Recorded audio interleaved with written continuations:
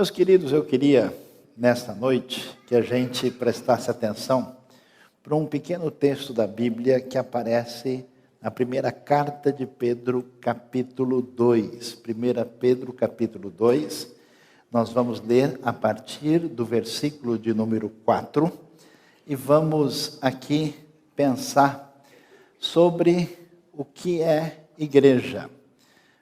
Como é que a gente define essa comunidade do reino, do povo de Deus, nas palavras do Novo Testamento. E o texto é interessante, ele diz o seguinte: à medida, versículo 4 em diante, à medida que se aproximam dele a pedra viva, rejeitada pelos homens, mas escolhida por Deus e preciosa para ele, vocês também estão sendo utilizados como pedras vivas na edificação de uma casa espiritual, para serem sacerdócio santo, oferecendo sacrifícios espirituais aceitáveis a Deus, por meio de Jesus Cristo. Pois assim é dito na Escritura: eis que ponho em Sião uma pedra angular, escolhida e preciosa, e aquele que nela confia jamais será envergonhado. Portanto, para vocês, os que creem, esta pedra é preciosa, mas para os que não creem, a pedra que os construtores rejeitaram tornou-se a pedra angular e pedra de tropeço e rocha que faz cair. Os que não creem tropeçam porque desobedecem a mensagem para o que também foram destinados. Vocês, porém, são geração eleita, sacerdócio real, nação santa, povo exclusivo de Deus, para anunciar as grandezas daquele que o chamou das trevas para a sua maravilhosa luz. Antes, vocês nem sequer eram povo, mas agora são povo de Deus, não haviam recebido misericórdia, mas agora a receberam. Você pode imaginar comigo essa carta de 1 Pedro, escrita aí já numa época avançada da década de 60, por volta do ano 65, 67, quando nós vemos uma carta que é destinada a várias comunidades cristãs que estão em diversas áreas do contexto de onde hoje é o território da Turquia. No começo, você ouve falar sobre o Ponto, a Galácia, a Capadócia, província da Ásia e na Bitínia. Essa carta está ensinando para esse grupo de pessoas que receberam o Evangelho, que são gente desse Império Romano, geralmente de etnias diferentes, provavelmente a maioria numa situação de escravidão ou de semi-escravidão, uma quantidade pequena de pessoas em posição privilegiada, e eles recebem a carta que está tentando dizer para eles quem somos nós e qual é a nossa função como gente que faz parte desse povo de Deus e tentando trabalhar alguns problemas necessários que essa comunidade tinha. E aí a gente começa a ver o apóstolo Pedro dizendo para esse grupo de pessoas que agora se tornou discípulo de Jesus, o que a gente deve ver nessa comunidade. E que a gente espera que a IBNU, com seus 10 anos, compreenda isso e pense bem sobre o que o texto vai dizer para nós. E a primeira coisa que chama atenção, quando a gente vê aqui em 1 Pedro, capítulo 2, é a ideia tão importante de mudança de mentalidade sobre o que significa de fato aquilo que é sagrado. No mundo pagão, especialmente no mundo romano, e como também acontecia no mundo grego, o que se imaginava? Se imaginava que tinha um lugar sagrado, onde a energia mais espiritual poderosa está pegando mais forte. Por exemplo, a gente percebe isso quando visita o famoso oráculo de Delfos, nas montanhas da Grécia. E que nesses lugares escolhidos ou espiritualmente orientados, se construíam grandes prédios e edifícios em honra as diversas divindades. Então é impressionante a arquitetura grega e também romana, como nós temos edifícios suntuosos e gigantescos. Por exemplo, o famoso templo de Ártemis ou Diana dos Efésios, para você perceber o que significa isso, eram 127 colunas de 20 metros de altura. Imagine o que é fazer isso hoje. Imagine o que é fazer isso com os recursos limitados do mundo antigo. Então a ideia de que a divindade está ligada a um templo, está ligada a uma grande construção é importante. E no mundo judaico, a coisa também não estava assim tão diferente do ponto de vista do lugar sagrado. Claro que o templo não tem estátuas, claro que o conceito monoteísta é diferente, mas a ideia é que a relação com Deus se restringia principalmente ao templo em Jerusalém, que é um templo gigantesco, um templo monstruoso nessa época, porque é o templo amplo, grande, feito na época de Herodes. Para a gente ter uma ideia do tamanho, da suntuosidade desse templo, a pedra principal, que é a base do templo, pesa 600, pode estar lá para ser vista até hoje, somente a Unesco que não está sabendo, mas tudo bem, ela pesa 650 toneladas. Você tem ideia do que significa isso? É um templo gigantesco, um templo enorme.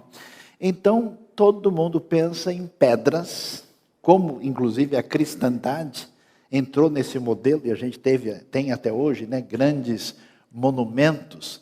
E o Novo Testamento vai trazer uma ideia diferente, dizendo o seguinte: na verdade, aquilo que Deus já disse antes, lá atrás, que Ele não precisa, a terra é o estrado dos seus pés, que Ele não está limitado a uma construção, um templo pode até ser feito em honra a Deus, mas ele não cabe Deus e o seu significado. A ideia impressionante e especial é que agora a ideia do texto é que vocês estão sendo utilizados como pedras vivas na edificação de uma casa espiritual. Então é interessante demais isso, porque existe um novo templo. Só que esse templo não é feito de pedras, nem é um espaço arquitetônico. O templo que Deus constrói é essa comunidade de pessoas. Essas pedras não são mais pedras propriamente ditas, são pedras vivas, porque é gente. Então, a primeira coisa importante que uma comunidade do povo de Deus deve entender é o que realmente é sagrado.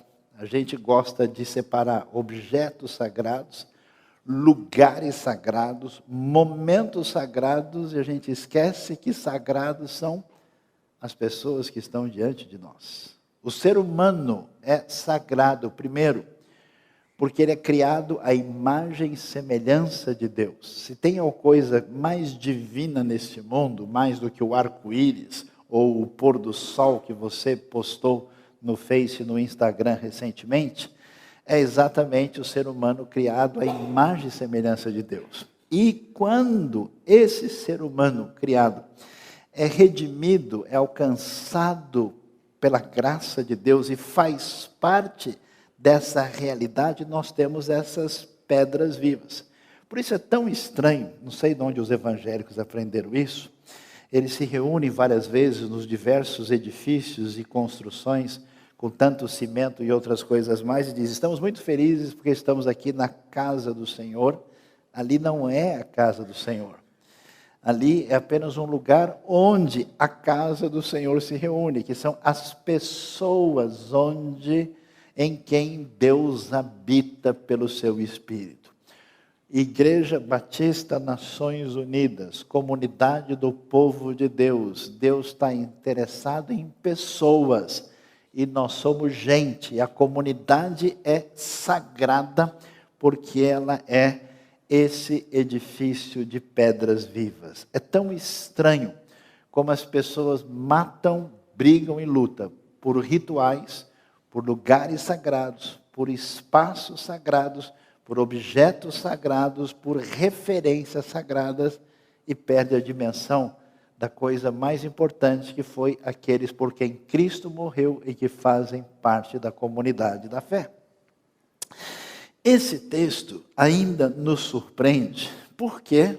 Porque ao contar uma história tão bonita, a gente imaginaria, e eles viveram felizes para sempre, forever and never, amém.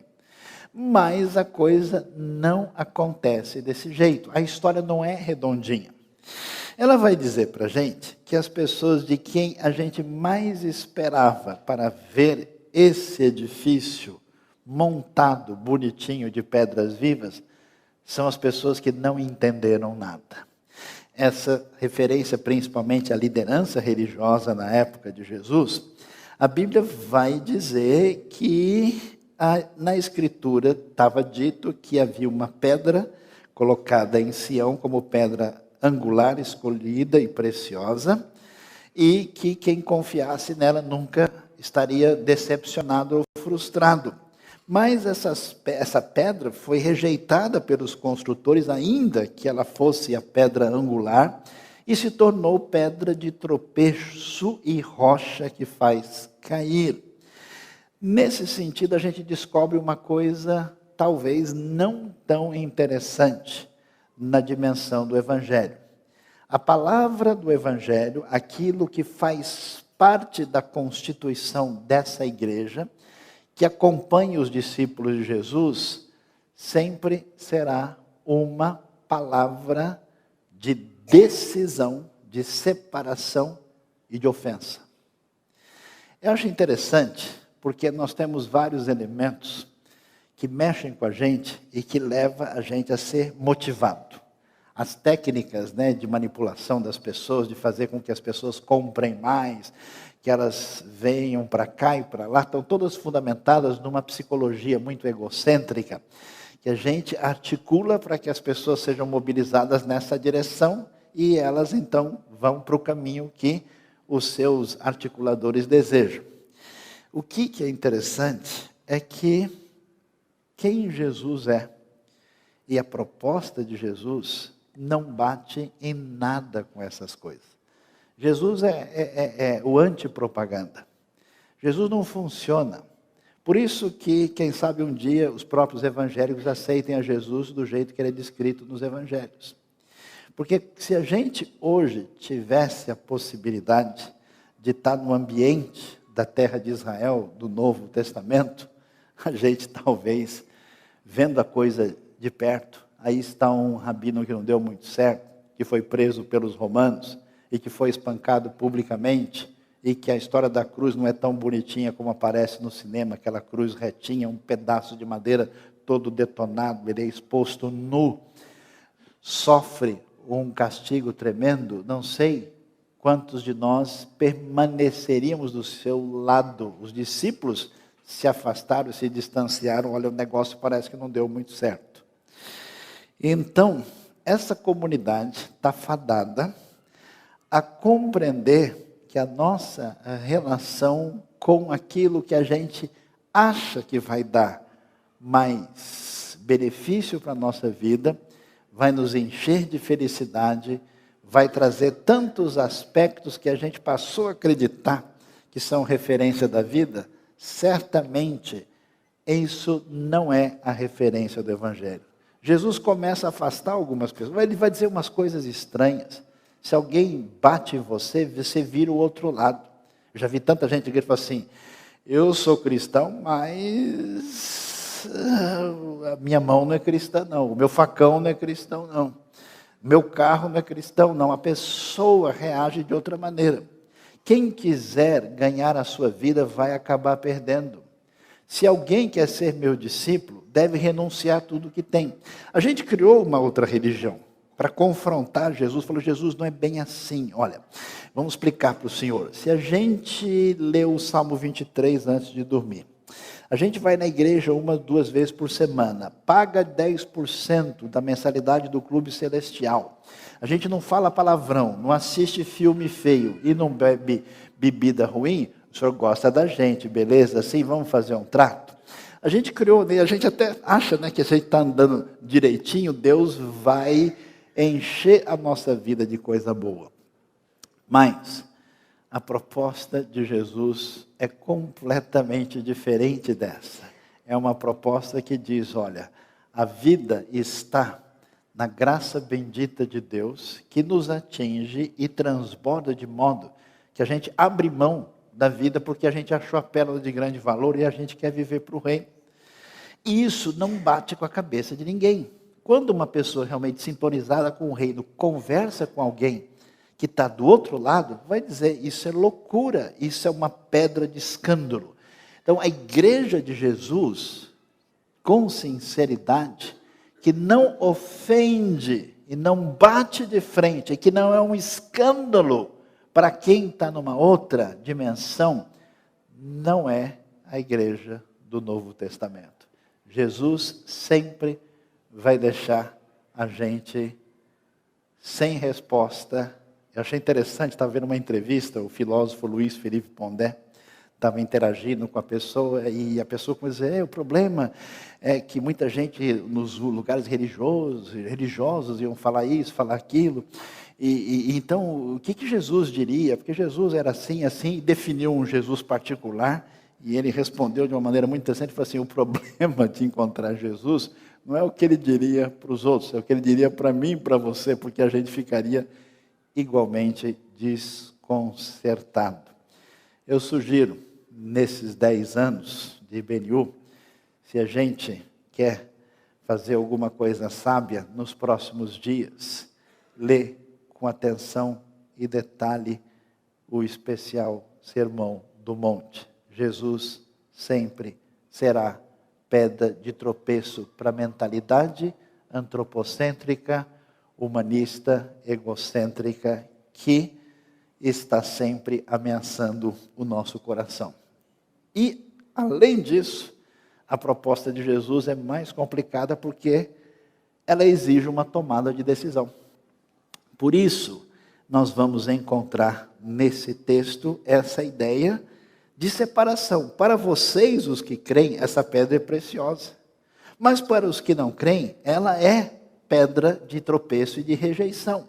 Os que não creem tropeçam porque desobedecem a mensagem, para o que também foram destinados, com uma ênfase maior ainda na ação soberana e de juízo da parte de Deus. Essa comunidade, que é devidamente identificada e alinhada, delineada em 1 Pedro capítulo 2, a Bíblia ainda vai nos dizer algo muito especial, porque a gente é uma casa espiritual para ser sacerdócio santo que oferece sacrifício espiritual a Deus. E aqui duas coisas chamam a atenção. Sacerdote. Quem é o sacerdote? A função do sacerdote era aproximar o homem de Deus. Se você for ler lá o Êxodo, Levítico, sacerdócio desde daqui a gente encontra na Bíblia hebraica, a gente vai ver como ele tem todo um caminho para dizer o ser humano alienado e distante de Deus pode aproximar-se de Deus, e o sacerdote fazia esse caminho. Essa comunidade, essa casa com esse objetivo de sacerdócio santo, ou seja, a função dessa comunidade é para fora, para atrair, para trazer as pessoas à compreensão, ao contato diferenciado com Deus. Por isso é tão interessante que a gente tem como função, numa comunidade onde na verdade todo mundo é igual, de ter como principal proposta essa aproximação de trazer quem não conhece essa graça de Deus de maneira especial. E com qual finalidade? Que isso sirva de um sacrifício espiritual aceitável a Deus. Ou seja, essa comunidade tem essa proposta evangelística e missionária que a serve diante de Deus como um culto que é agradável, aceitável e recebido diante de Deus. Eu não sei o que aconteceu, mas muita gente hoje tem claramente definido na sua mente, quando participa de qualquer religião, ou de qualquer comunidade, de qualquer culto, como é que eu posso ser beneficiado com aquilo que eu vou fazer com aquela reunião da qual vou participar. A ideia do Novo Testamento é tão clara. A pergunta é se o que a gente apresenta para Deus é aceitável diante dele.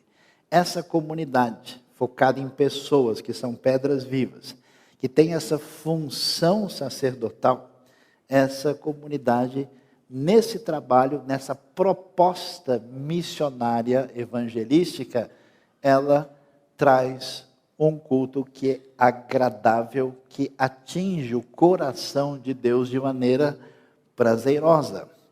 E o texto vai prosseguir e vai falar de uma maneira tão significativa e importante, tentando definir para essa comunidade qual é a sua identidade. Eu acho tão impressionante.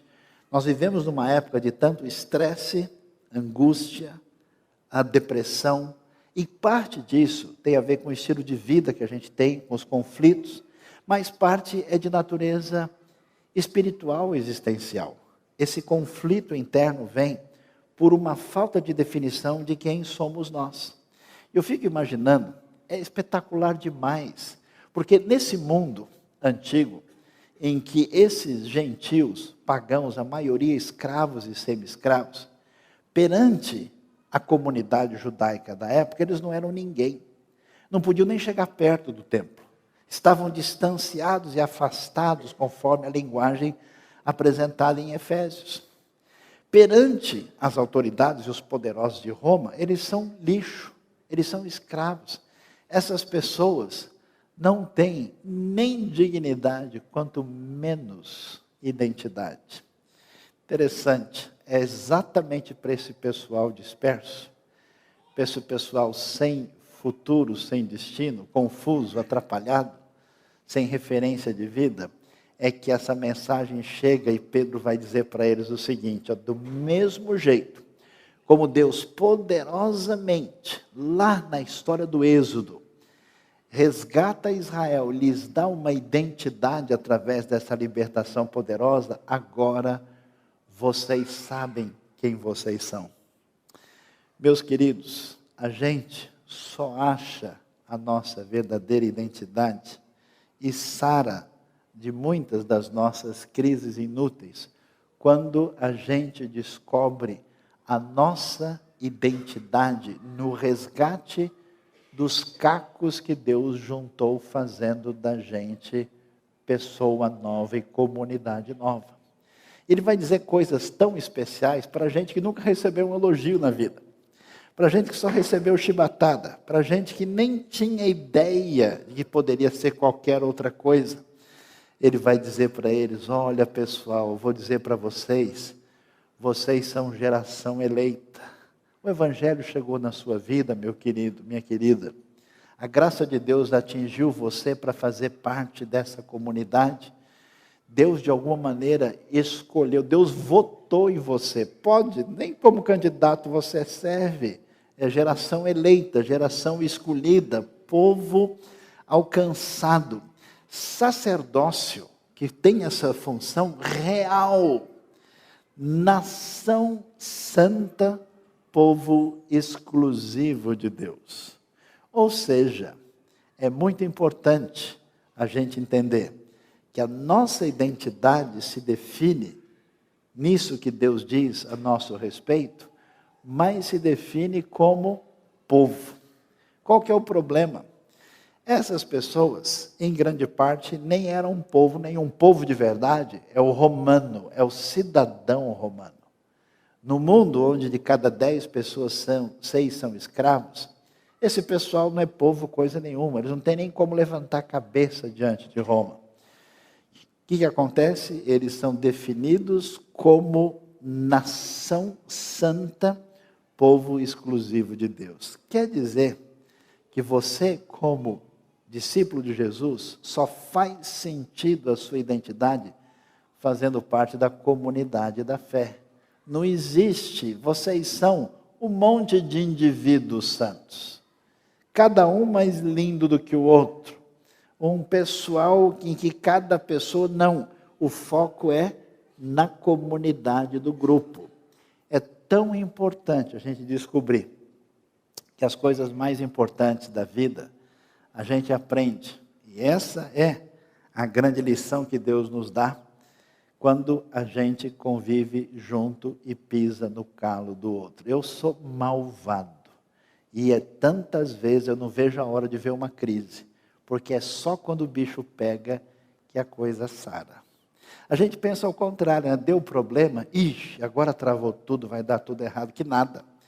Toda a nossa mentira, toda a nossa fantasia, toda a nossa máscara, graças a Deus, pode cair quando alguém chuta o nosso joelho para a honra e glória do Senhor. Amém, irmãos? Quem foi abençoado, louve ao Senhor nesta noite. Porque aí, eu fico triste às vezes, porque tem gente que tem um problema num lugar, ele foge para o outro. Foge para o outro e fica, né, o beija-flor de Cristo, né? O zangão, o abelhudo do Senhor, sai rodando para lá e para cá. Bobagem. Você é muito pior do que você imagina. E o único jeito é a gente exercer essa relação interpessoal à luz do Evangelho.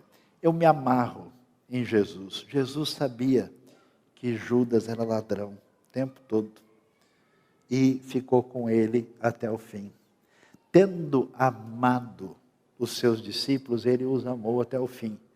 Na verdade, os discípulos eram barra pesada. João queria descer fogo nos samaritanos.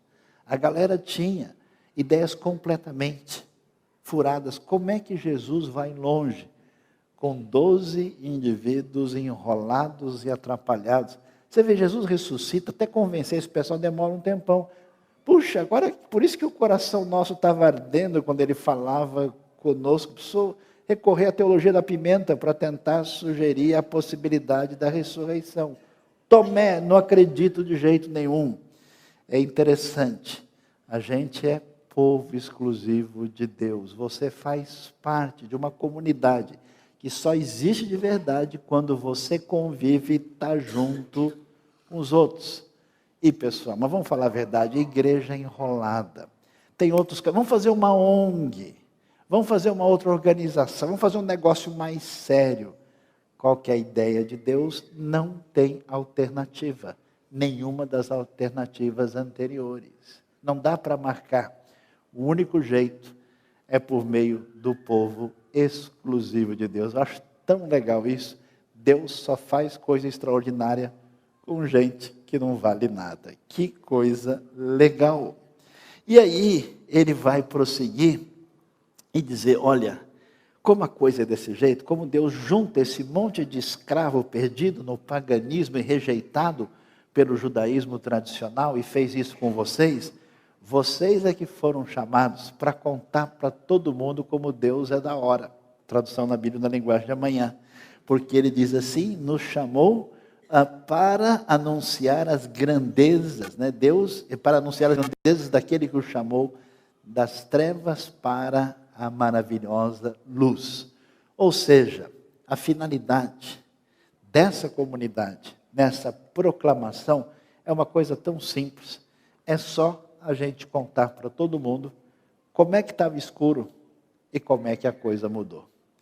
Eu acho tão interessante, eu já vi gente dar argumentos assim fascinantes e altamente apologéticos, filosóficos sobre a fé.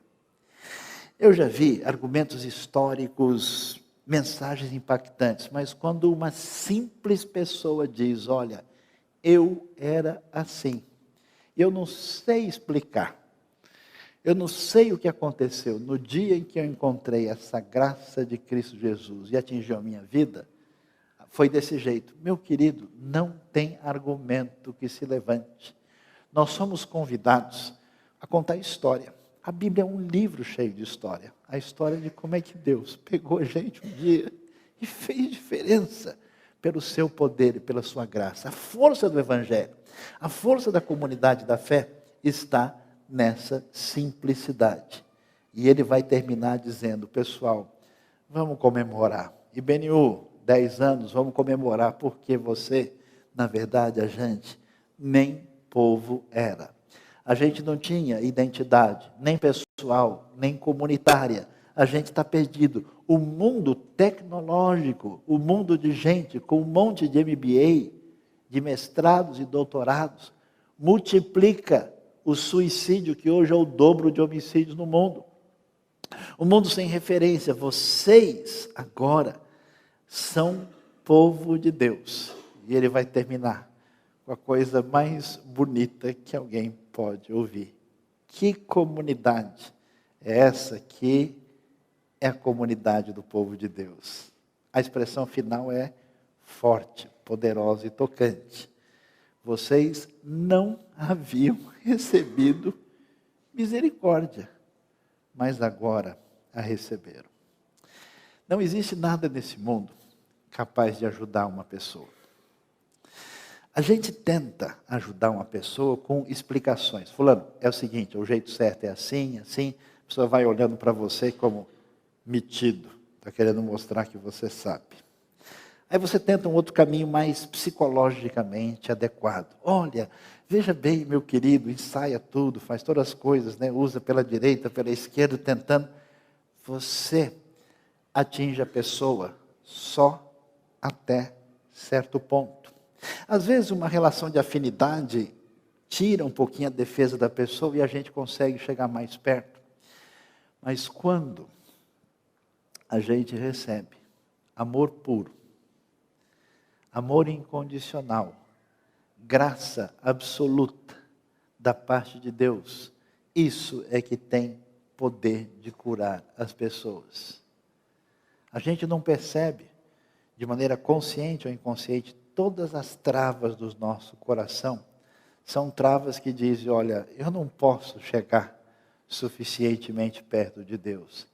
Eu não sou uma pessoa tão digna assim. Todos os nossos problemas de autoimagem estão fundamentados numa maneira de pensar complicada. A Bíblia vai dizer, quando a misericórdia nos alcança, quando essa graça, esse perdão nos alcança, quando a gente recebe no fundo do coração o que significa esse amor incondicional de Deus, isso tem um poder tão impressionante e modificador que nada se compara a isso. Por isso, ele termina dizendo, essa comunidade desse povo de Deus é simples.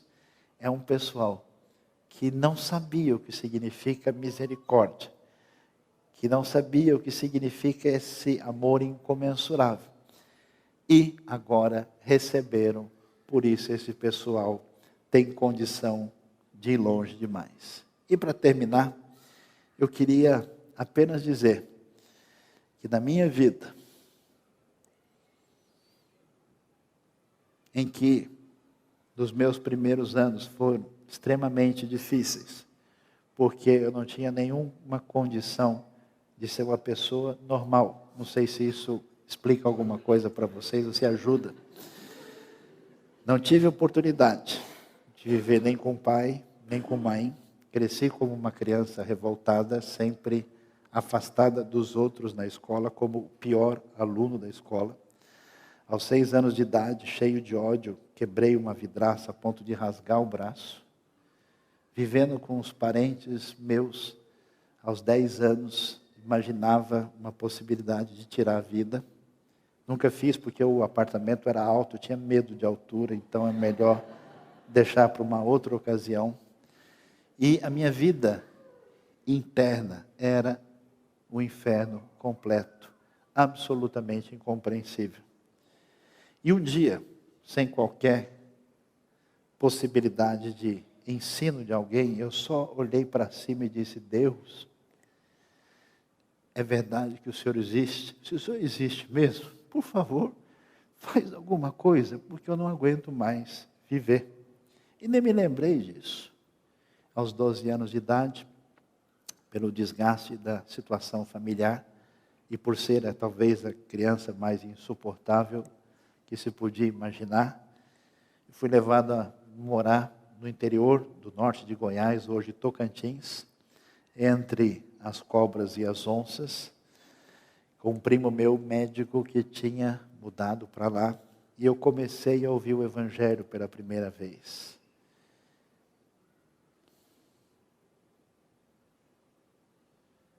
Em junho de 1975, debaixo de uma árvore, eu só cantei duas coisas. É fácil de entender, tão claro como a luz, em meu lugar, para me salvar, Jesus morreu na cruz.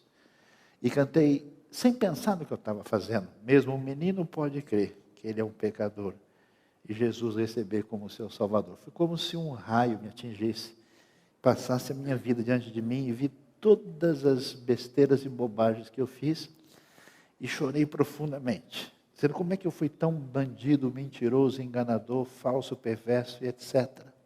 Eu nunca tinha imaginado como é que o Criador do universo poderia se preocupar comigo. Eu falei, mas como assim?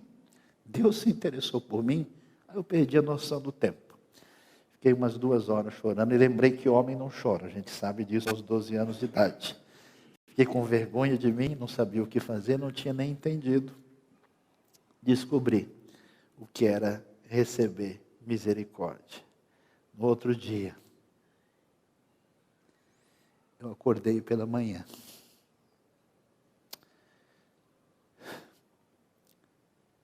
Eu tinha pisado no mundo pela primeira vez.